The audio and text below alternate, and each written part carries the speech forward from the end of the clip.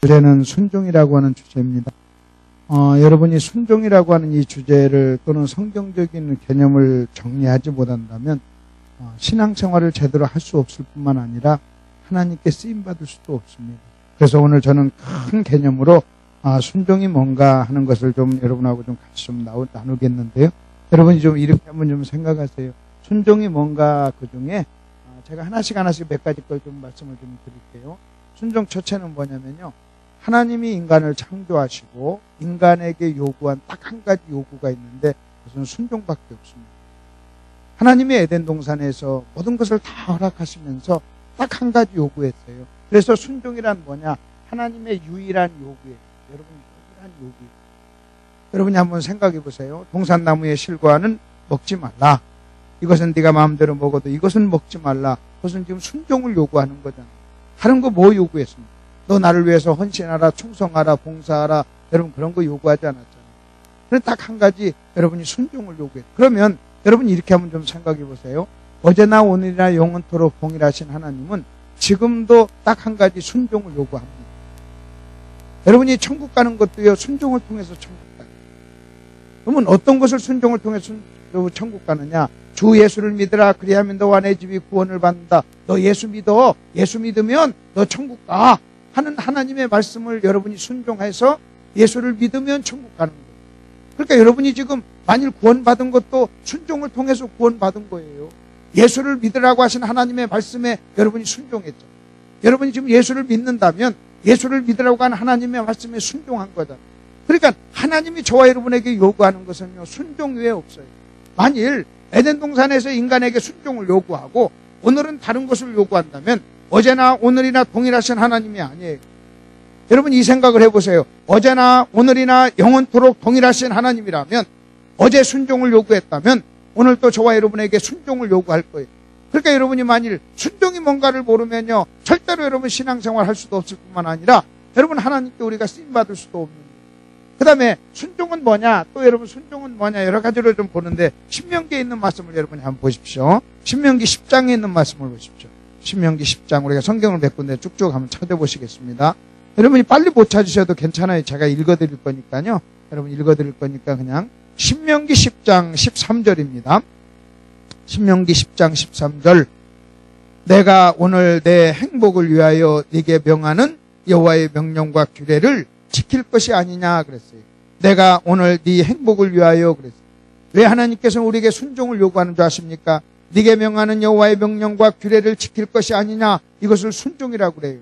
근데 그 순종을 하면 네가 행복하다는 거예요. 네 행복을 위하여. 그래서 여기서 여러분이 또 하나 행복이라고 하는, 하나님은 저와 여러분이요 행복하게 살기를 원하는, 하나님은 저가 또는 여러분이 행복하기를 원해서 여러분이 순종을 하나님이 저와 여러분에게 요구하고, 그래서 순종은 행복의 조건이에요. 여러분 성경적 행복론, 정확하게 성경이 행복에 대해서 얘기하는 겁니다. 그 다음에 우리가 요한복음 17장을 한번 펴보십시오. 요한복음 17장 우리가 엊그저께 봤던 말씀인데, 요한복음 17장에 우리 주님께서 아주 기가 막힌 말씀을 하십니다. 여러분 요한복음 17장 4절에 있는 말씀입니다. 요한복음 17장 4절 아버지께서 내게 하라고 주신 일을 내가 이루어, 순종이죠. 아버지를 이 세상에서 영화롭게 하였사오니 그랬어요. 아버지께서 내게 하라고 하신 일을 내가 이루어 아버지를 내가 영화롭게 했다. 아버지를 내가 영화롭게 했다. 그 말은요, 하나님께 영광을 돌리는 거예요. 순종은요, 하나님께 영광, 하나님을 영화롭게 하고 하나님을 높이고 하나님을 예배하며 하나님을 영화롭게 하는 것이 여러분 순종입니다. 그 다음에 여러분 또 순종이 뭔가 하는 것을 요한복음 4장을 여러분이 한번 보십시오. 여러분 요한복음 4장을 한번 펴보세요. 요한복음 4장에 보면은 예수님이 수가성 여인과 대화를 합니다. 수가성 여인하고 대화를 하는 과정 속에서 제자들은 먹을 것을 얻으려고 마을을 갔다가 여러분 그 먹을 것을 가지고 돌아왔습니다. 돌아와가지고 예수님께 지금 뭐라고 얘기했냐면 31절 보십시오. 31절 지금 예수님은 상당히 시장한 시간입니다.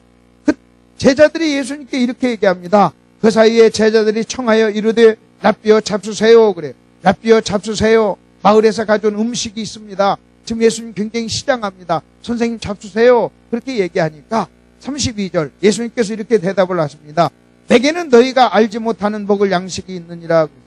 내게는 너희가 알지 못하는 먹을 양식이 있느니라. 그러니까 여러분 잘 보십시오. 야삐어 잡수세요 하고 1번 동네에서 가져온 양식을 드시라고 얘기하는 거예요. 그랬더니 우리 주님께서는 뭐라고 하냐면 나는 너희가 아는 너희가 가지고 온 1번이 아니라 또 너희가 알지 못하는 또 다른 양식이 있다고 지금 얘기를 하는데 2번이 있다고.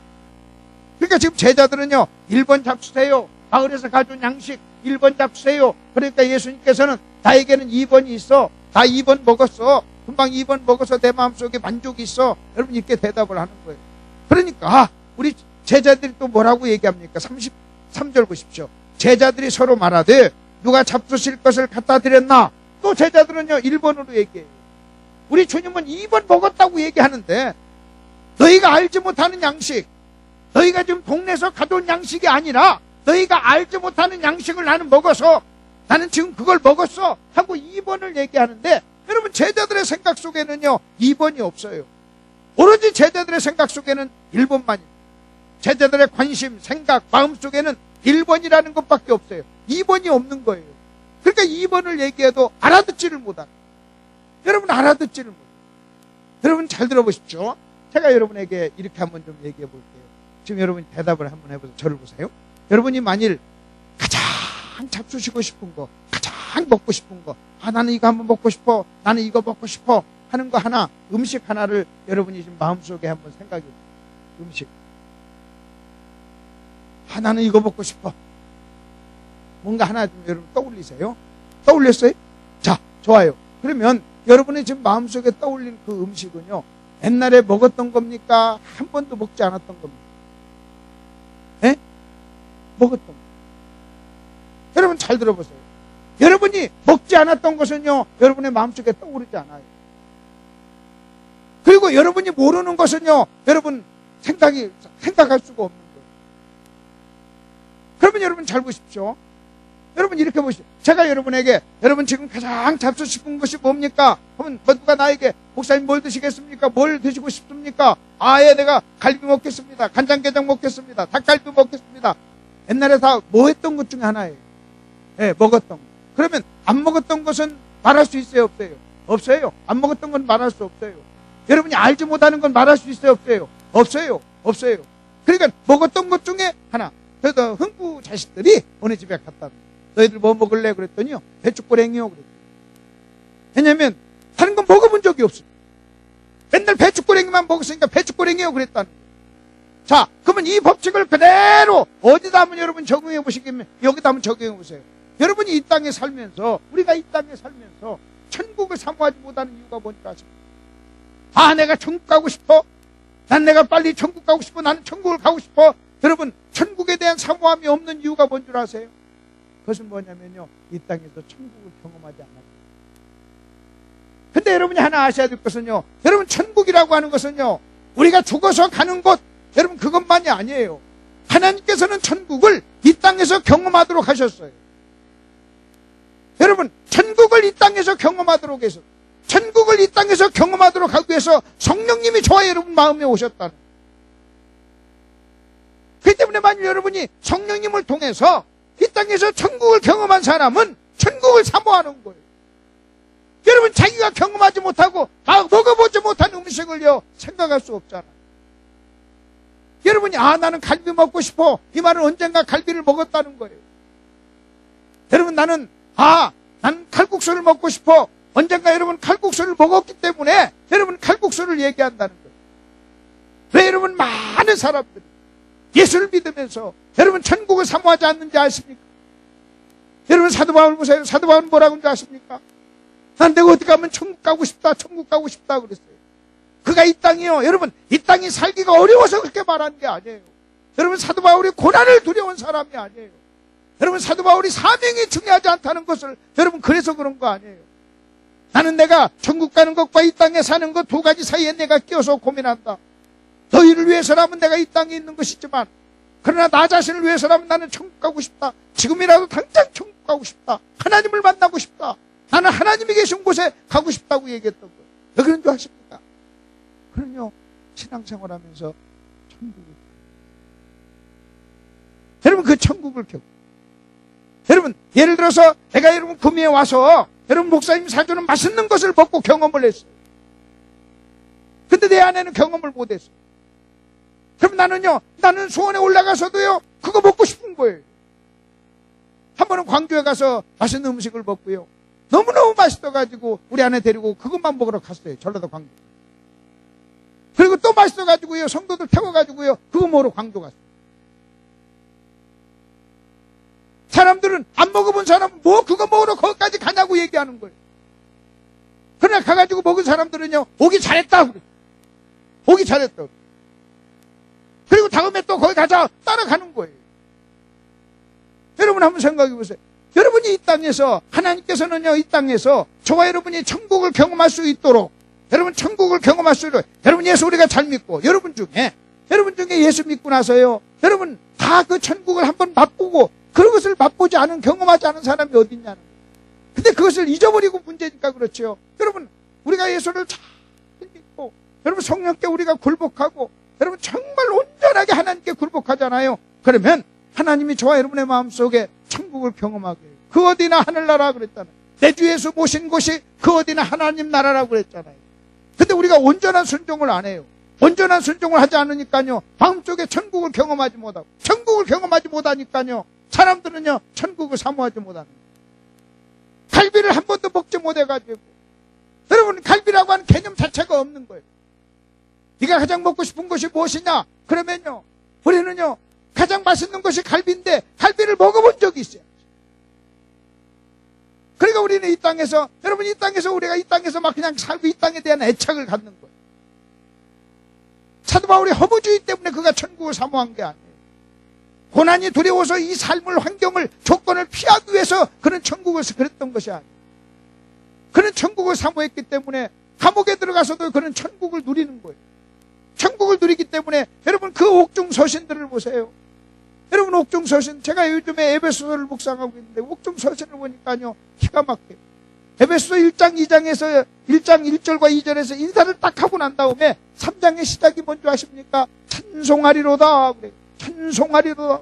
아니 감옥에서 뭐 찬송할 때 있어요?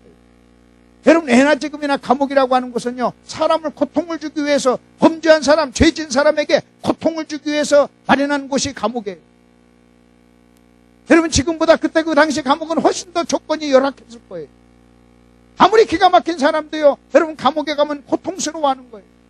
수백억 수천억을 별에서라도 나올 수만 있다면 감옥이라고 하는 환경에서 나오려고 하는 거예요. 근데 그 옥중서신에서, 빌립보서 나와 여러분 에베소서 그 옥중서신에서 그가 뭐라고 하는지 아십니까? 옥중서신에서는 찬송하리로다 그래요. 빌립보서에서는요, 너희가 기뻐하고 기뻐하라, 항상 기뻐하라, 다시 말하노니 기뻐하라. 여러분 자기가 기뻐하지 않으면서 기쁨을 설교할 수 있나요? 불가능합니다. 여러분 양심적으로 그렇게 못해요. 내가 전도하지 못하면서 전도를 설교한다는 것, 여러분 불가능해요. 양심적인 사람이라면요 그렇게 못해요. 사도 바울은 양심적인 사람이었어요. 그가 자기가 기뻐하지 않으면서 여러분 기뻐하라고 얘기했을까요? 찬송하리로다 그랬어요. 그리고 나서 뭐라고 얘기한지 아십니까? 우리가 그리스도 예수 안에서 하늘에 속한 신령한 복을 우리가 받았다. 하늘에 속한, 그리스도 안에서 하늘에 속한 신령한 복을 우리는 받은 사람이다. 그리고 나서 에베소서를 여러분 쭉 보면요, 계속해서 사도 바울이 에베소 교회 성도에게 말하는 것이 뭔지 아십니까? 계시의 정신을 주사, 마음의 눈을 밝히사, 하나님의 영광의 풍성함과 너희 부르심의 소망과 그 기업의 영광을 너희가 알길 원한다, 알길 원한다, 알길 원한다. 하나님의 사랑을 알길 원한다고, 계속해서 알길 원한다고. 그럼 여러분에게 감옥 안에 있는 사도 바울과 감옥 밖에 있는 에베소 교회 성도, 감옥 안에 있는 사도 바울은 찬송을 해요. 근데 감옥 밖에 있는 에베소 교회 성도들은요 찬송을 잃어버렸어요. 감옥 안에 있는 사도 바울은 기뻐해요. 근데 바울보다 훨씬 환경과 조건이 좋은 빌립보 성도들은요 기쁨을 잃어버렸어요. 차이가 뭐예요? 여러분 차이가 뭐예요? 어떻게 감옥 안에 있는 사도 바울은 찬송하고 감옥 밖에 있는 에베소 교회 성도들은 영적인 문제를 만나냐는 차이가, 결정적인 차이가 딱 한 가지예요. 뭔지 아십니까? 바울은 알았고, 아멘. 다시요. 바울은 뭐 했고? 알았어. 그는 자기가 신령한 복을 받은 것을 알았어. 자기를 향한 부르심의 소망이 뭔가를 알았어. 자기에게 주어진 영적인 유산, 기업의 풍성함이 뭔가를 알았어요. 여러분, 성령의 크신 능력이 뭔가를 알았어요. 그래서 여러분, 너무나 안타까운 거예요. 자기가 비록 감옥 안에 있지만 모르는 저 사람들이요, 너무나 안타까운 거예요. 너무나 안타까워. 그래서 그 안타까운 마음으로 편지를 써요. 내가 너희를 위해서. 여러분, 다시 한번 에베소를 쭉 한번 읽어보세요. 에베소 읽어볼 때요, 그 사도 바울의 마음이 거기에 그대로 적나라하게 적혀있어요. 너희가 좀 계시의 정신, 너희에게 하나님이 계시의 정신을 주사. 너희가 좀 내가 알았던 걸 좀 알았으면 좋겠다. 너희가 만일 내가 알았던 걸 알면 너희 입에서도 찬송이 나올 텐데, 그래. 내가 안 것을 너희가 안다면 너희도 기뻐할 텐데, 너하고 나하고 차이는 간단한 차이느냐? 다른 거 없어요. 여러분, 한 가지. 아느냐 모르느냐. 아느냐. 내가 어떤 사람인가를 아느냐는. 그래서 내가 이 땅에서 살면서 성령을 통해서 여러분, 이 땅에서 내가 천국을 맛보아야 돼요. 천국을 여러분이 경험하셔야 돼요. 아멘? 천국을 경험하셔야 돼요. 천국을 맛보셔야 돼요. 여러분이 이 땅에서 천국을 경험하지 않고 맛보지 않는 한 여러분은요, 죽었다 깨나도 천국을 사모할 수 없어요. 여러분, 내가요, 뭔가 한번 먹어봤어야죠. 그래서 여러분이 천국을 한번 경험한 사람, 여러분 첫사랑을 통해서 천국을 한번 경험한 사람, 여러분 하나님을 한번 경험한 사람은요, 여러분 어떤 생각을 하는지 아십니까? 주님 나라 가고 싶다. 죽음이 두렵지. 그리고 천국을 사모해요. 그리고 이 땅에 매여 있질 않아요. 언제든지 주님 부르시면요, 여러분 언제든 주님이 열심히 하지만, 여러분 이것이 중요하지만 언제든지 주님 부르면요, 털털 털고요 갈 생각을 하는 거예요. 이 땅에 여러분 애착이 없어요. 여러분 한국교회 문제가 뭔 줄 아세요? 천국을 사모하는 사람이 없어요. 여러분 천국을 사모하는 사람이 없다는 것은요, 천국을 삶 속에서 경험하지 않았다는 거예요. 그리고 천국을 경험하지 않았다는 것은요, 온전한 신앙생활을 못한다는 거예요. 성경 전체를 보면요, 여러분 수많은 믿음의 사람들은 이 땅에 살면서 천국의 신비함을 그는 경험하는 거예요. 그는 이 땅에서 천국을 누려요. 그 천국을 누린 동시에 그는요, 그 천국이 너무나 사모스러워서 이제는요, 천국을 사모하면서 하늘나라의 소망을 두고 그는 그래서 뭐라고 하는지 아십니까? 너희 부르심의 소망. 그렇게. 너희 부르심의 소망. 여러분, 이것을 사도 바울은요, 우리에게 얘기하고 있다는 거예요. 그러니까 제자들 보십시오. 자, 제자들이 양식 잡수세요. 나는 너희가 알지 못하는 양식을 먹었어. 그러니까 제자들 머릿속에는요, 2번이 없으니까 1번으로 대답을 해요. 그러니까 우리 주님이 2번을 설명합니다. 제자들이 알지 못하는 양식을 설명하는데 뭐라고 설명합니까? 그게 34절입니다.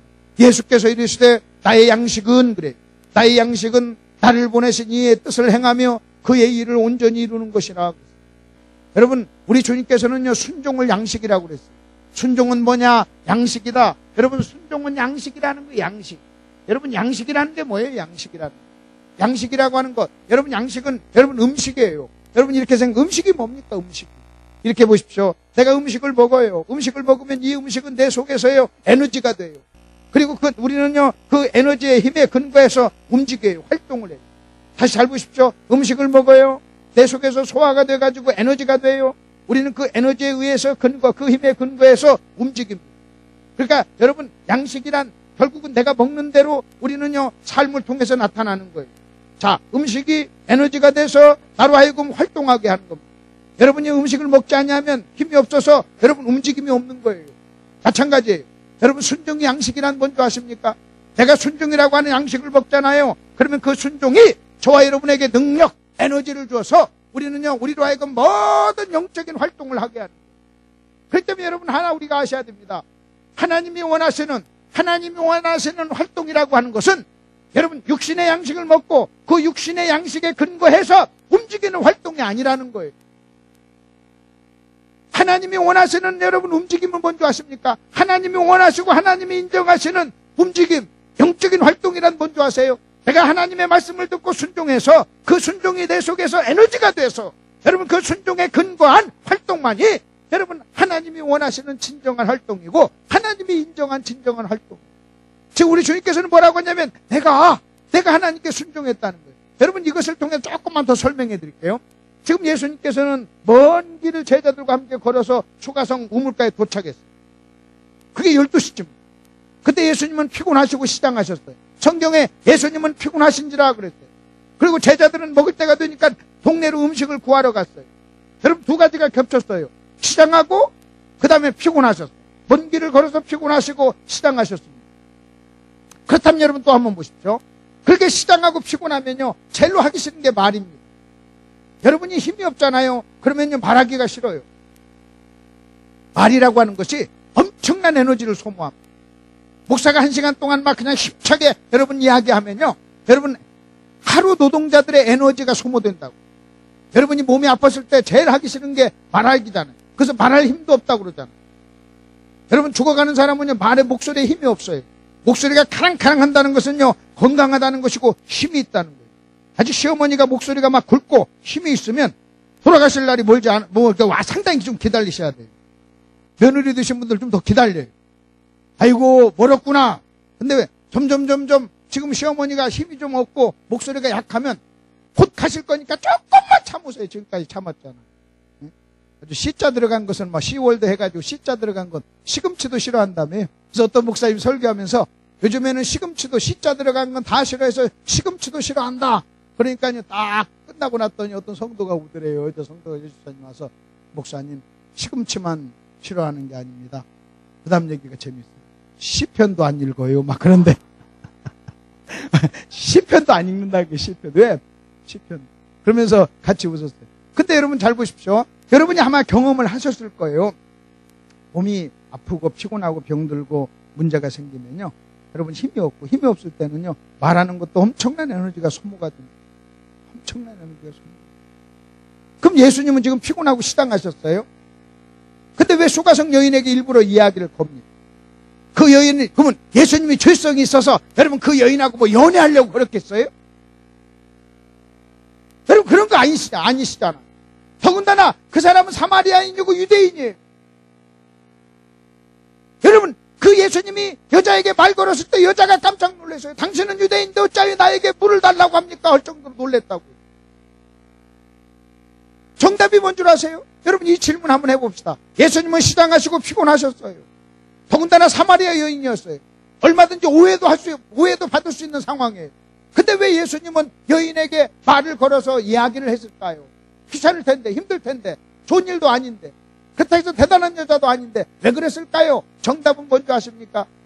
예수님이 이렇게 얘기했어요. 나는 아버지의 뜻을 이루는 것이 나의 양식이다 그랬어요. 결국은요, 하나님이 그 여인에게 말을 걸라고 말씀했기 때문에 지금 예수님은 순종하고 있었던 거예요.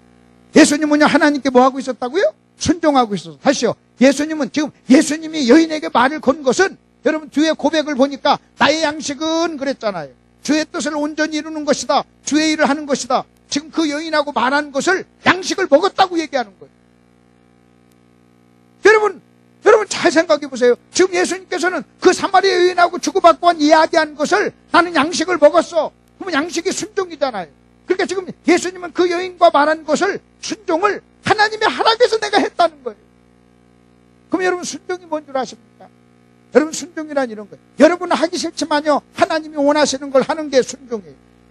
여러분 절대로 순종은요, 여러분의 육신은 원하지 않아요. 여러분의 육신은요, 순종을 싫어해요. 여러분의 육신은요, 순종을 싫어해요. 그래서 우리 주님께서, 여러분 잘 보십시오. 지금 피곤하시고 그 다음에 배가 고프신데도요, 여러분 피곤하고 배고프면요, 그 여인하고 말하기 싫잖아요. 귀찮잖아요. 많은 사람들이 이렇게 생각해요. 여러분 순종을요, 여러분 많은 사람들이 순종을 어떻게 생각하냐면, 다 내가 좋아하는 일, 내가 원하는 일, 그것만 해요. 그리고 자기가 원하지 않고 자기가 하기 싫은 일은요, 하지 않아요. 그러면서 순종했다고 생각해요. 자, 제가 재밌는 얘기 하나 해드릴게요. 그냥 여러분 참고로 들으세요. 저는 음식 만드는 게 취미예요.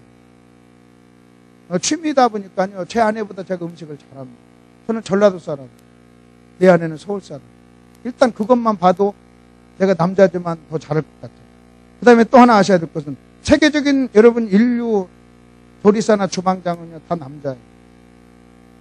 그러니까 여러분, 남자가 음식을 못한다고 하는 선입견을 여러분 깨시기 바랍니다. 안 해서 그렇지, 여러분 인류 주방장은 남자라니까요. 맞아요? 남자라니까요. 자, 그리고 저는 전라도 사람이고 우리 집사람은 서울 사람. 그리고 거기다가 내가 취미가 있어요. 일찍부터 내가 자취도 했고. 저는요, 음식을 잘해요. 그리고 내가 재밌어요. 그리고 내가 만들면요 맛있어요. 우리 아내가 만들면 맛이 없어요. 내 아내는요 있는 재료를 배려해요. 나는요 그런 경우 처음 봤어요. 그리고 이렇게 발전하지 않는 것 30년이 지금 사는데도요 이렇게 발전하지 않는 것도 처음 봤어요. 그래서 결혼할 때 못한 사람은요 30년이 흘러도 못 합니다. 왜냐면 음식은 은사니까. 그 다음에 음식을 못하는 사람, 음식에 은사가 없는 사람의 특징은 뭔지 아십니까? 손님을 무서워해요. 손님 온다면 막 버들버들 떨어요. 그리고 막 그냥 신경질 내고, 그 다음에 짜증도 내고, 그 다음에 염려하고, 그 다음에 일주일 전부터 준비하는데 나올 때 보면 별거 없어요. 그런 거잖아요. 나올 때 보면 별거 없어요. 이게 이제 음식을 못하는 사람의 특징. 여러분 그 같은 과 있죠? 털모시 여러분 중에는 내 아내랑 같은 과가 있을 거예요. 왜냐하면 여러분 모든 사람이 다 음식 잘하는 은사를 받은 게 아니에요. 음식을 잘하는 사람의 특징이 뭔지 아십니까? 손님을 절대 두려워하지 않아요.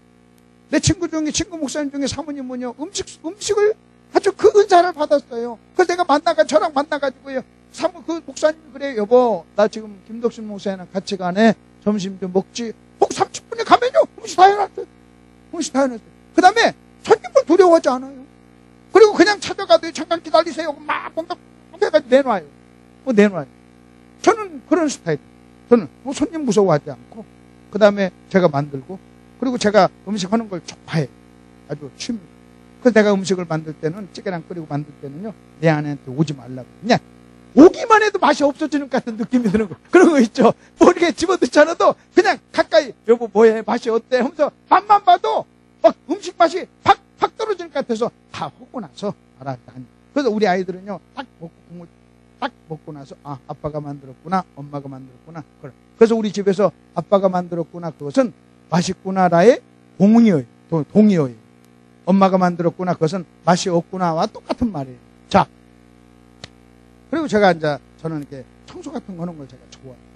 그러니까 아마 제가 목사가 안 됐으면 저는 음식점하고 주방장 했어요. 그리고 청소하고 정리하는 걸 생긴 건 그렇게 안 생겼죠? 그 생긴 것하고 전혀 상관없어요. 여러분 얼굴 이쁘다고 마음 착합니까? 그러면 못생겼다고 다 마음이 안 착합니까? 아니에요. 얼굴하고 마음도 아무 상관없는 거예요. 아멘? 쌍꺼풀하고 마음도 아무 상관없어요. 그냥 쌍꺼풀은 쌍꺼풀이고 마음은 마음인 거예요. 근데 그걸 사람들이 오해해가지고 쌍꺼풀이고 이쁘면 마음도 착할 것이다 해가지고 결혼해서 피보는 사람들 많이 있죠. 근데 그거하고 마음은 아무 상관없다니까요. 자, 문제는요. 내가 이제 가끔 내가 내 아내한테 이제 그런 얘기하려고 하는 게 아니라 내 아내한테 이런 얘기예요. 말이야, 설거지도 해주고 청소도 해주고 반찬도 이렇게 잘해주는 남자가 어디 있어? 너는 결혼 잘했잖아. 이런 남자 어디 있어?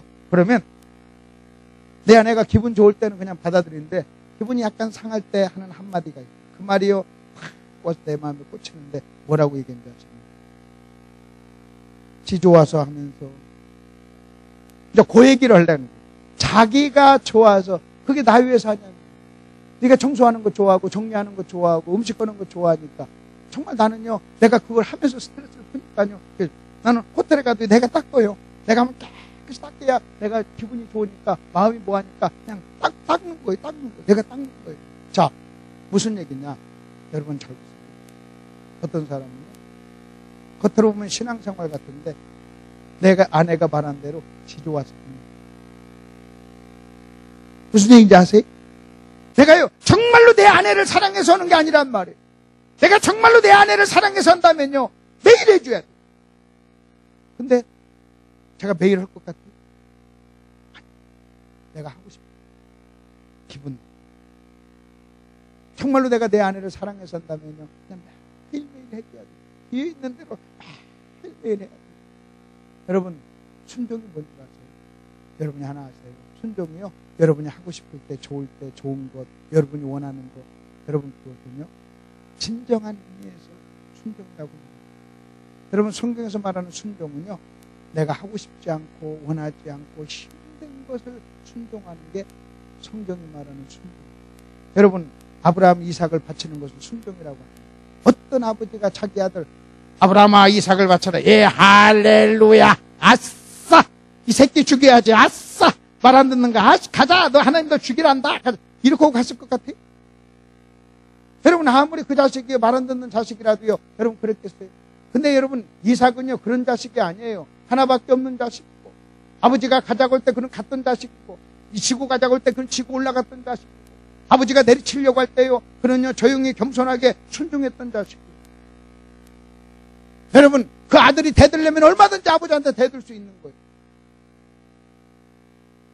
자, 나무와 땔감은 여기 있는데 양은 어디 있습니까? 하고 물었던 여러분 아들이에요.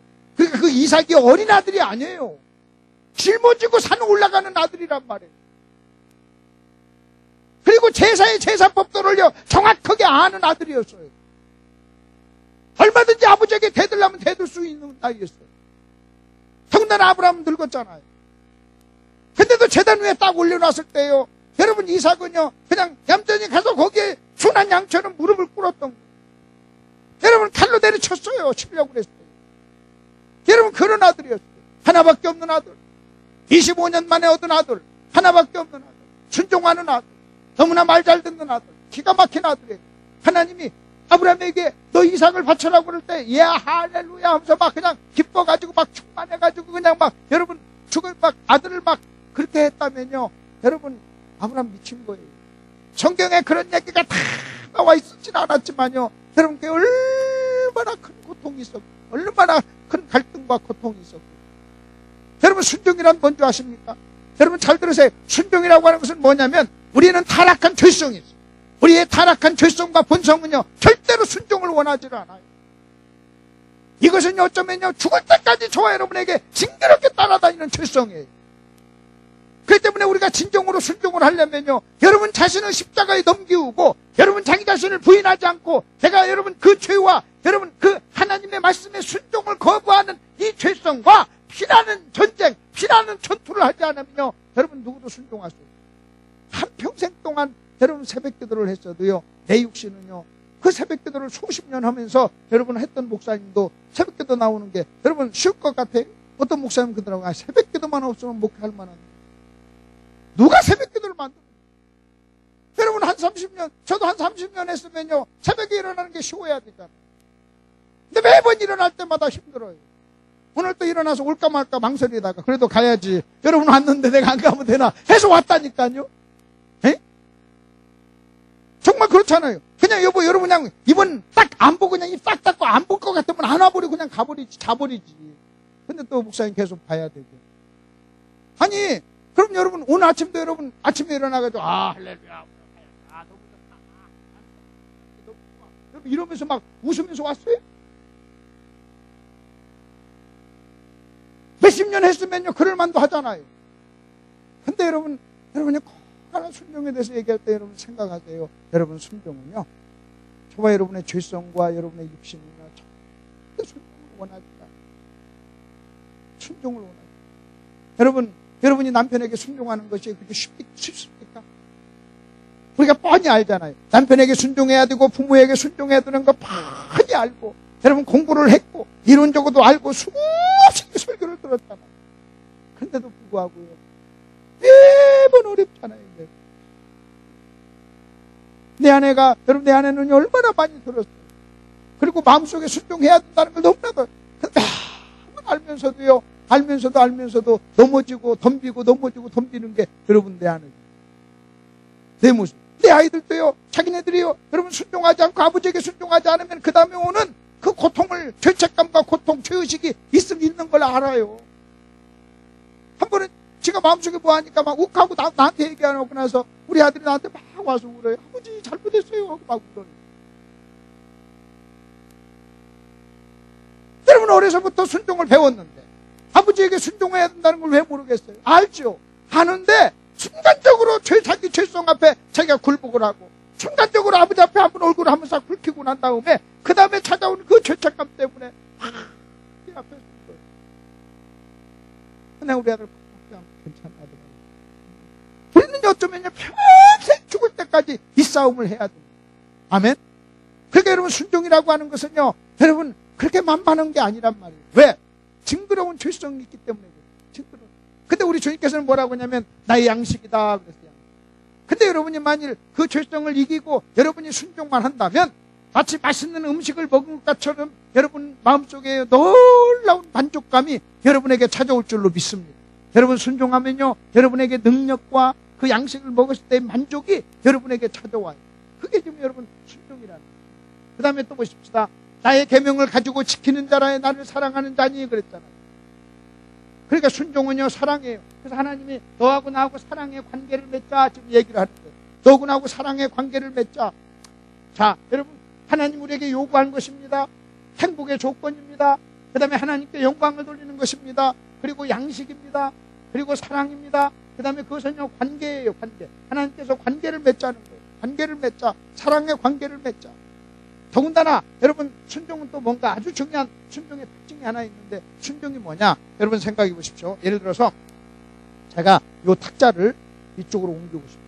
이 탁자를 이쪽으로 옮기고 싶어요. 그러면 내가 이 탁자를 옮기고 싶다는 것은요 내 마음의 뜻이라는 제 뜻이에요. 제 뜻이에요. 만일 여러분 이것을 2층으로 옮기고 싶어요. 그게 내 뜻이에요. 내 소원이고 내 뜻이에요. 그때 내가 여러분 만일 김 집사님에게 김 집사님 이 탁자 좀 보면대 좀 오른쪽으로 옮겨주세요 하고 제가 말을 했어요. 그랬더니 김 집사님이 나와서 보면대를 오른쪽으로 옮기잖아요. 그러면 김 집사님은 저에게 순종한 겁니다. 김 집사님의 입장에서 볼 때는 저에게 순종한 것이고, 내 입장에서 볼 때는요 내 뜻이 이루어진 거예요. 아멘. 내 뜻이 뭐해진 거라고요? 이루어진 거예요. 내 소원이 이루어진 거예요. 여러분 내 뜻이 이루어진 거예요. 잘 들으세요. 여러분 제가 탁자 좀 옮겨주세요 그랬어요. 그랬더니 어떤 분이 와서 내 말에 순종했어요. 그러면 그 사람이 순종하는 순간 나의 뜻이 이루어지고 있는 거예요. 여러분 우리 주님은 뭐라고 말씀하신 줄 아십니까? 하늘에서 하나님의 뜻이 이루어진 것처럼, 하늘에서 아버지의 뜻이 이루어진 것처럼 이 땅에서 아버지의 뜻이 이루어지기를 위해서 기도하라고 그랬어요. 그럼 어떻게 해서 이 땅에서 아버지의 뜻이 이루어집니까? 아버지의 뜻이 이 땅에서 이루어지는 비결이 뭐예요? 그것은 여러분의 순종이에요. 여러분 그 김집사의 순종을 통해서 내 뜻이 이루어지고 있잖아요. 그리고 내 뜻이 이루어지는 것을 볼 때 나는요 기쁜 거예요. 자, 내가 만일 탁자 좀 옮기세요. 그런데 아무도 안 옮겨요. 그럼 내가요 마음이 상해요. 왜? 내 뜻이 이루어지지 않으니까. 그러나 탁자 좀 옮겨주세요 할 때 사람이 순종하잖아요. 그러면요 나는요 너무 기쁜 거예요. 너무 기쁜 거예요. 그 하나님의 뜻이 이루어지는 것을 하나님의 통치가 이루어진다고 그래요. 그러니까 하나님의 통치는요 순종을 통해서만 이루어지는 거예요. 그리고 여러분 지금 어떤 사람이 와서 순종함으로 인해서 그 순종은요 저의 통치가 이루어지는 것이고 나의 뜻이 이루어지는 것이고 동시에 나를요 왕처럼 대접하는 거예요. 그래서 여러분 이렇게 얘기합니다. 어디 가서 부흥회를 갔더니 제가 여기 구미에 왔어요. 와가지고요 여러분이 저한테 순종을 잘하잖아요. 그럼 제가 우리 교회 가서 이렇게 얘기합니다. 내가 이번에 구미에 가서 구미 성도 김 목사님과 구미 성도들에게 왕같은 대접을 받았습니다. 왕같은 대접. 왕이 뭡니까? 왕은 여러분 이겁니다. 탁자 좀 옮기거라. 네 그래. 물 좀 가져거라. 네 그래. 사과 좀 가져라. 네 그래. 아멘 좀 하거라. 아멘. 그러면요 뭐가 되는 거예요? 순종. 그러면요 내가 왕 같은 대접을 받아. 목사님은 갈비를 사주려고 그랬어요. 근데 제가요 목사님 저는 갈비 안 먹고 칼국수 먹고 싶습니다. 그럼 그렇게 하시죠. 내 뜻이 이루어집니다. 그때 목사님 저를요 왕처럼 대접합니다. 그래서 성경에서는요 여러분 순종은 뭔지 아십니까? 내가 하나님께 순종하면 하나님을 왕으로 인정하는 거예요. 근데 왜 우리가 순종이 어려운 줄 아십니까? 하나님은 만왕의 왕이에요. 근데 우리가 불순종한 이유가 뭐냐면 에덴 동산에서 불순종한 이유가 내가 하나님처럼 되려고 했던 거예요. 그러니까 모든 죄성의 원리는 뭔지 아십니까? 내가 왕이다. 내 마음대로 하고 싶은 거예요. 그래서 우리의 타락한 죄성은요 가장 싫어하는 게 순종이에요. 여러분 순종을 가장 싫어하는 게 죄성이에요. 그러니까 만일 여러분이요 순종하고 살잖아요. 여러분이 순종하고 산다면 여러분은요 지금 죄를 이기고 있는 거예요. 아멘. 여러분 순종하면 뭘 이기고 있다고요? 죄를 이기고 있는 거예요. 죄를 이기고 있는 거예요. 여러분 만일 어떤 사람이요 남편에게 저는요 순종한다는 것은요 기적이에요. 기적. 그리고 여러분이 죄를 이기는 것은요 여러분은 죄를 이길 수 있는 실력이 없어요. 오죽하면 바울이 뭐라고 하는지 아십니까? 선을 행하고자 하나 선을 행하는 것은 없도다 그랬어요. 우리는요 소원은 있지만 능력이 없어요. 만일 능력이 있으면 우리가 하나님 앞에 나와서 기도할 필요도 없는 거예요. 하나님께 도움을 구할 필요도 없는 거예요. 여러분 우리는요 여러분 순종할 수 있는 능력이 없어요. 하나님이 도와주셔야 돼요. 그 순종할 수 있는 능력을요 주시기 위해서 성령이 우리 안에 오신 거예요. 아멘. 성령이 우리 안에 오신 거예요. 성령이 우리 안에 오셨단 말이에요. 여러분이 50년 믿어보세요. 50년 믿어도요, 성령의 능력이 여러분을 함께하지 않으면요, 여러분 죄를 이길 수가 없어요. 순종하기 어려운 거예요. 여러분 수십 년 믿었는데도 남편에게 순종하는 것이 얼마나 어려워요. 여러분 부모에게 순종하는 게 얼마나 어려워요. 그러니까 우리는요, 이 죄성과 싸워야 되는데 하나님을 왕으로 인정해달라는 거예요. 그럼 여러분 여기 잘 보십시오. 그 다음에 또 결정적으로 하나 제가 먼저 얘기하고 여러분에게 좀 사도행전 13장을 한번 펴보세요. 사도행전 13장. 사도행전 13장 펴보십시오. 사도행전 13장 여러분 21절을 한번 보세요. 사도행전 13장 21절. 그 후에 그들이 왕을 구하거늘 하나님이 베냐민 지파 사람 기스의 아들 사울을 40년간 추셨다가 패하시고 다윗을 왕으로 세우시고 증언하여 이르시되 내가 이새의 아들 다윗을 만나니 내 마음에 맞는 사람이라. 그 다음에 같이 읽읍시다. 시작. 내 뜻을 다 이루리라. 자, 여기 보세요. 하나님은요, 다윗을 만나고 나서 뭐라고 하는지 아십니까? 다윗을 세우고 나서 야, 내 마음에 맞는 사람이야. 야, 내 마음에 맞는 사람이야. 내가 다윗을 통해서 내 뜻을 이루리라 그랬어요. 다윗을 통해서 내 뜻을 이루리라.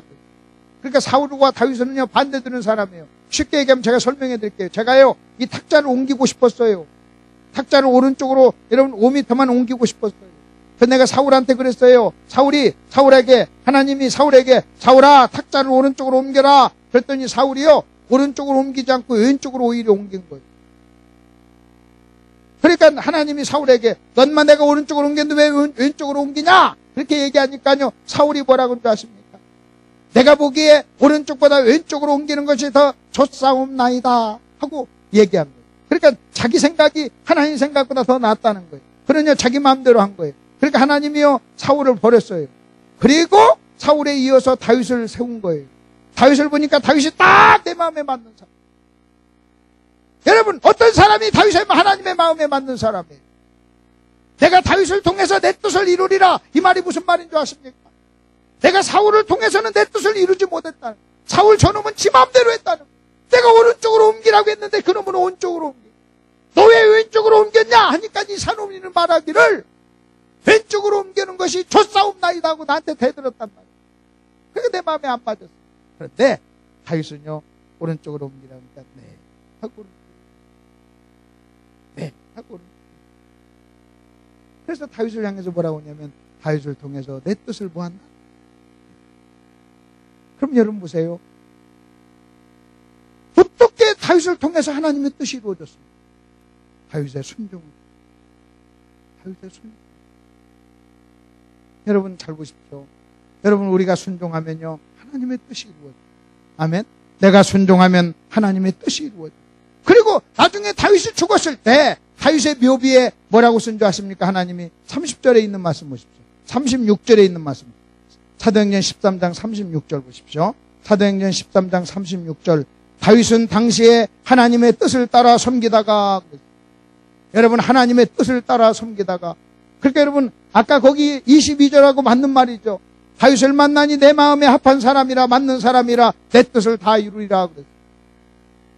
여러분 어떻게 해서 여러분 하나님의 뜻이 이루어졌어요? 다윗의 순종을 통해서. 그러니까 하나님께서는 다윗이 죽으니까요, 묘비에 하나님의 뜻을 따라 섬기다가 산 사람 이렇게 하고 묘비에 적어준 거예요. 지금도 하나님은요, 순종의 사람을 찾아요. 지금 하나님께서 이 지도자, 이 다윗을 지도자로 세웠거든요. 지도자로 세운 이유가 뭔 줄 아십니까? 지도자로 세운 이유가 뭔 줄 아세요? 그 사람을 통해서 뭘 이루기 위해서? 당신의 뜻을 이루기 위해서. 그럼 여러분에게 묻죠. 여러분 잘 보세요. 저를 잘 보세요. 여러분이 요 소원 하나 있어야 돼요. 여러분이요, 여러분이 하나님께 쓰임 받으려면요, 반드시 여러분의 마음속에 하나님의 뜻을 이루겠다고 하는 강력한 의지가 있어요. 소원이 있어요. 하나님은 어떤 사람을 지도자로 쓰는 줄 아십니까? 지도자로 쓰는 이유가 뭐예요? 사람을 쓰는 이유, 지도자로 쓰는 이유, 어떤 사람을 쓰는 이유가 뭐냐면요, 하나님은 그 사람을 통해서 뭘 이루기를 원하는 거예요? 당신의 뜻. 당신의 뜻을 이루기. 근데 만약 여러분의 마음속에 하나님의 뜻을 이루겠다고 하는 의지가 없으면요, 여러분 의지가 없으면요, 하나님 여러분을 어떻게 할 수 없는 거예요. 왜냐하면 하나님 우리가 선택할 수 있도록 우리를 만들었기 때문에 자유의지를 가진 존재로 만들었어요. 그런데 막 하나님이 막 우리에게 마음대로 한다면요, 그 창조의 질서를 스스로 어기는 거예요.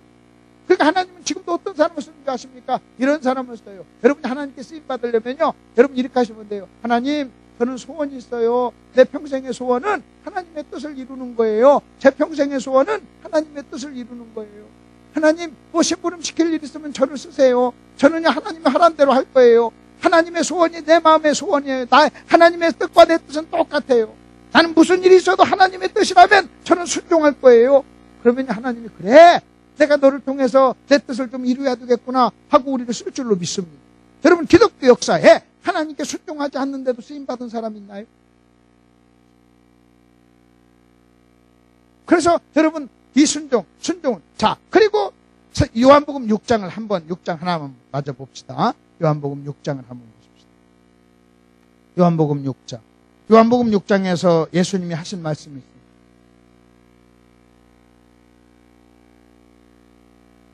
예수님이 하신 말씀이 있어요. 예수님이 하신 말씀이 뭐냐? 여러분 36절 보십시오. 38절. 내가 하늘에서 내려온 것은 내 뜻을 행하려 함이 아니요 나를 보내신 이의 뜻을 행하려 함이라. 내가 하늘에서 내려온 것은 내 뜻을 행하려 함이 아니라 나를 보내신 이의 뜻을 행하는 것. 이게 순종이에요. 그러니까 여러분, 예수님의 마음속에는요, 나는 내가 이 땅에 왜 왔지? 아버지께 순종하라. 내가 이 땅에 왜 왔지? 여러분, 예수님이 이 땅에 오신 이유가 뭔 줄 아세요? 수많은 사람에게 순종이 뭔가를 보여줍니다. 예수님은요, 순종의 모델이에요. 내가 이 땅에 온 것은 내 뜻을 행하려 함이 아니요 아버지의 뜻을 행하려 함이라. 그러뇨, 내 뜻을 행하려 함이 아니요 아버지의 뜻을 행하려. 아버지의 뜻을 행하려. 예수님의 마음속에는요, 온통 아버지의 뜻, 아버지의 통치, 아버지의 뜻. 자, 그렇다면 이제 결론 내려보십시오. 여기 한번 보십시오. 이 결론 내리려고요, 지금까지 이 이야기를 했습니다. 여러분 잘 보세요. 이 결론을 내리려고 지금 이 얘기를 했는데, 지금 성경에서 말하는 순종이 뭔지 아십니까? 성경이 말하는 순종을 보십시오. 순종은 하나님의 요구였어요. 에덴 동산에서. 순종은 뭔지 아세요? 여러분, 행복의 조건이에요. 순종은 하나님을 영화롭게 하는 거예요. 순종은요, 양식이에요. 순종은요, 사랑이에요. 순종은요, 관계를 맺는 거예요. 순종은 하나님을 왕으로 받아들이는 거예요. 하나님의 통치. 그렇다면 이 모든 이야기를 여러분 잘 보십시오. 이 모든 이야기를 보면 순종은요, 너무나도 밝고 긍정. 다시, 순종은 밝고 뭐한 거예요? 긍정. 순종은요, 엄청 좋은 거예요. 순종은요, 좋은 것이고 밝은 것이고. 여러분, 순종하지 않고는요, 죽었다 깨나도 우리는 신앙생활 제대로 할 수 없어요. 순종을 이해하지 않고는요, 절대 기독교를 이해할 수 없어요. 순종은요, 밝은 거예요. 순종은 좋은 거예요. 순종은 여러분 긍정적인 거예요. 그런데 마귀도 이것을 알아요. 마귀도 이것을 알기 때문에 우리가 하나님께 순종하면 여러분 그 사람을 그 복을 막을 길이 없다는 걸 알기 때문에 하나님, 마귀가요, 어떻게 하든 우리가 순종을 못하게 하는데, 순종을 못하게 하는 마귀의 첫 번째 전략이 뭔지 아십니까? 이거예요. 첫 번째 전략이요, 순종을 어둡게 그리고 부정적으로 생각합니다. 순종을 어둡고 부정적이고 부담스럽게 생각합니다. 한 번은 어느 목사님이 저한테 전화 왔어요. 와서 부흥회를 인도해달라고 그러면서 무슨 주제로 하겠습니까? 그래서 제가 순종이라는 주제로 하면 어떻겠습니까? 그랬더니 목사님이 저에게 그래요. 너무 부담스럽지는 않을까요? 그러니까요, 목사님인데도 순종을요, 어둡게 생각해요. 부정적으로 생각해요. 부담스럽게 생각해요. 그래서 성도들에게 순종을 얘기하면 성도들이 힘들어하지 않을까 얘기합니다. 내가요, 뒤통수를 한 대 땡 하고 맞는 거예요. 나는요, 내가 생각하는 순종은요, 절대 부정적이 아니에요. 나는요, 그냥 첫 시간부터 마지막 시간까지 순종에 대한 이야기를, 왜? 순종이 너무나 좋은 거예요. 순종이요, 너무 좋은 거고요. 순종 외에는요, 복을 받을 길이 없고, 에덴 동산에 딱 한 가지 요구한 거예요. 그러니까 만약 여러분이 순종을 모른다면요, 여러분은요, 절대 하나님과 바른 관계를 맺을 수가 없는 거예요. 여러분, 이렇게 밝은 거잖아요. 이렇게 밝은 거. 아멘? 이렇게 밝은 거잖아요. 이렇게 밝은. 제가요, 그 말을 듣고 나서요, 너무나 가슴이 아팠어요. 목사님도 그렇게 생각하는데, 그러면 순종이 어둡고 순종이 부정적이고 순종하면 손해고 순종하면 희생이라고 하는 이런 어떤 부정적인 개념, 부정적인 생각이 어디서 왔냐는 거예요. 성경은 그렇게 말하고 있지 않는데. 여러분, 성경은 이렇게 말하고 있지 않잖아요. 여러분, 자녀들이 부모에게 순종하지 않는 이유가 뭔 줄 아세요? 여러분, 순종하면 뭔가 자기가 손해보는 것처럼 생각하는 거예요. 순종하면 고통스럽고 손해보고 힘들고 어렵고. 여러분 우리가 순종하지 않고 사는 것이 어렵지. 여러분 한번 물어보십시다. 이걸 다 이해를 했다면 1번 하나님께 순종하고 사는 거, 2번 하나님께 순종하지 않고 내 마음대로 사는 거, 어떤 게 더 복을 받을 것 같아요? 어떤 게 좋을 것 같아요? 궁극적으로 어떤 일이 땡잡는 거예요? 여러분에게 말씀드립니다. 여러분이 여러분 자녀들을 어려서부터 하나님께 순종하는 것을 가르치지 않았다면요, 여러분의 자녀들은요, 인생살이 굉장히 힘들 거예요. 아무리 좋은 직장, 아무리 똑똑해도요, 여러분 하나님께 순종하는 것을 가르치지 않았다면요, 여러분 그 아이는요, 힘들 수밖에 없어요. 여러분 인생을요, 힘들 수밖에 없어요. 그게 하나님의 법칙이고 창조의 법칙이에요. 누구도 그 법칙에서요, 벗어날 수 없어요. 그래서 우리는 이렇게 얘기해야 돼요. 내가 내 아내에게 하는 얘기예요. 남편에게 순종하는 것하고 불순종하는 것하고, 네가 나에게 불순종하면 그게 무슨 복이냐는 거예요. 그게 내가 너에게 화를 내고 네가 대가를 지불하지. 여러분 잘 생각해 보세요. 여러분이 순종하잖아요. 여러분 자녀가 순종하잖아요. 그럼 얼마나 이쁩니다. 막 주고 싶잖아요. 이쁘잖아요. 주고 싶잖아요. 하나님도 마찬가지. 근데 똑같은 새끼고 똑같은 자식이고 귀한데 걔가 불순종하고 꾸덕꾸덕 대들 때는요, 이번에 구정 때 신문에 났잖아요. 아들한테 할머니한테 가자 그러니까 안 간 거예요. 그러니까 아버지가 칼로 찔러 죽였잖아요. 글쎄요, 죽였잖아요. 저 신문 기사에는요, 그렇게만 나왔어요.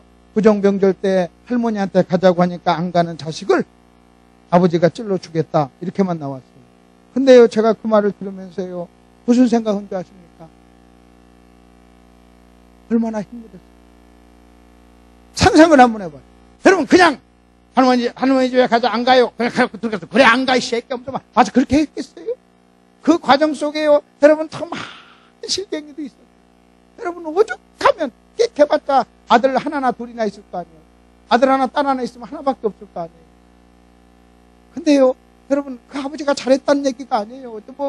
아들이, 나는요, 상상을 한번 해봐요. 여러분, 그 집은요, 할머니뿐만 아니라 평상시도요, 아마 지옥이었어요. 할머니 집에 안 가자고 했을 때 안 따라가는 그 아이가 다른 것은 순종했겠어요? 평상시에도요, 그러면 어느 날 갑자기 그냥 그랬겠어요? 여러분, 얼마나 많은 어떤 것이 누적이 됐겠어요? 그리고요, 여러분, 그 집안이 풍지박살났잖아요. 그럼 한번 보십시다. 그 아버지는. 여러분, 자기가 욱해가지고 할머니 집에 안 간다는 아들을 찔러 죽인 그 아버지는 남은 생을 어떻게 살겠어요? 평생 동안 어떻게 살아요? 평생 동안. 그러니까 100억을 가져본다. 1000억을 가져본다.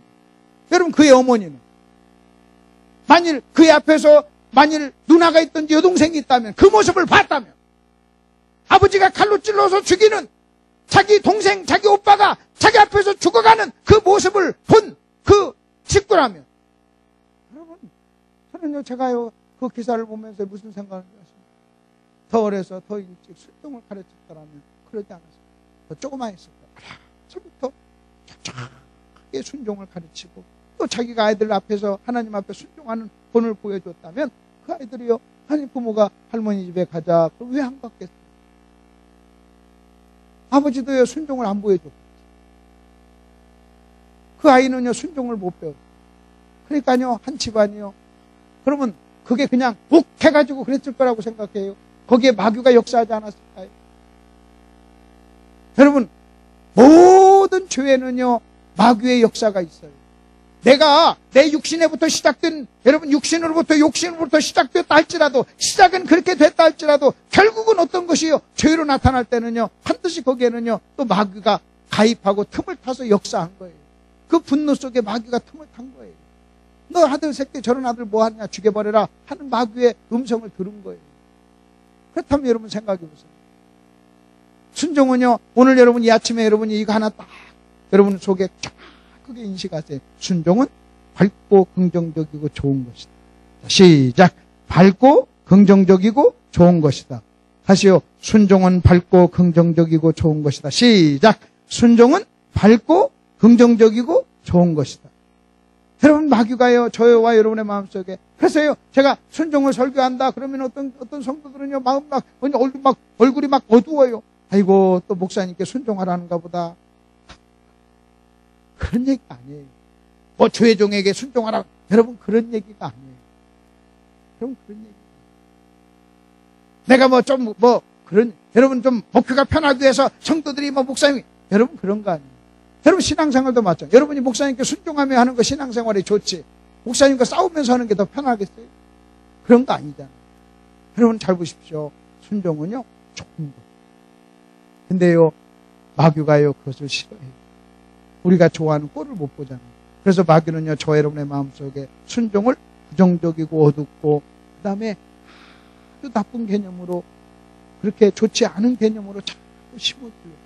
그래서 완벽하게 생각 하나를 바꾸시길 바랍니다. 그래서 여러분 이렇게 생각해요. 순종하면 땡 잡는다. 순종하면 행 잡는다. 여러분 순종하면요. 그 하나님의 첫 번째 유일한 요구예요. 그 요구만 여러분이 들어주잖아요. 그리고 여러분이 순종하잖아요. 그러면 여러분 생애에 놀라운 일이, 정말 놀라운 일입니다.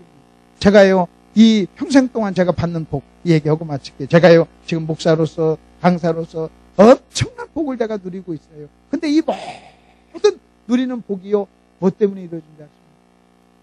하나님 나를 구원하시고 신학교 가서 목사 되라 했을 때, 그 신학교 가고 목사 되라라고 하는 그 말씀에 순종한 그 열매로 지금 복을 누립니다. 그래서 어제도 그 복 때문에 밥도 먹었죠. 그 복 때문에 지금도 왔잖아요. 또 가서 그 좋은 호텔에서 자잖아요. 여러분이 사주는 맛있는 것도 먹잖아요. 그리고 누리잖아요. 그때 나를 하나님이 불렀을 때, 하나님 싫습니다. 나 하기 싫습니다. 그랬으면요, 누리지 못했어요. 여러분이 지금 누리는 모든 복도요, 여러분이 뭔가 옛날에 순종했기 때문에 누리는 거예요. 아멘. 지금처럼 영적으로 성장한 것도 언젠가 순종해서 예수를 믿었기 때문에 누리는 거죠. 그러니까 여러분 보십시오. 여러분이 지금 누리는 모든 복이 다 순종해서 왔다는 걸 알면요, 순종처럼 순종은 옆 사람하고 한 번만 얘기하고 마칩시다. 순종은 좋은 것입니다. 네, 순종은 좋은 것. 기도하십시다. 하나님 아버지, 은혜를 감사합니다. 순종은 밝은 것이요, 긍정적인 것이요, 좋은 것입니다. 양식입니다. 아버지 하나님, 행복입니다. 하나님의 요구입니다. 하나님의 뜻을 이루는 유일한 비결입니다. 오 하나님 아버지, 우리의 마음속에 순종에 대한 부정적인 생각이 긍정적인 생각으로 바뀔 수 있도록 은혜를 허락하여 주시옵소서. 계속되는 성회에 함께 해주시고 시간 우리에게 말씀하여 주시옵소서. 예수님 이름으로 기도하옵나이다. 아멘.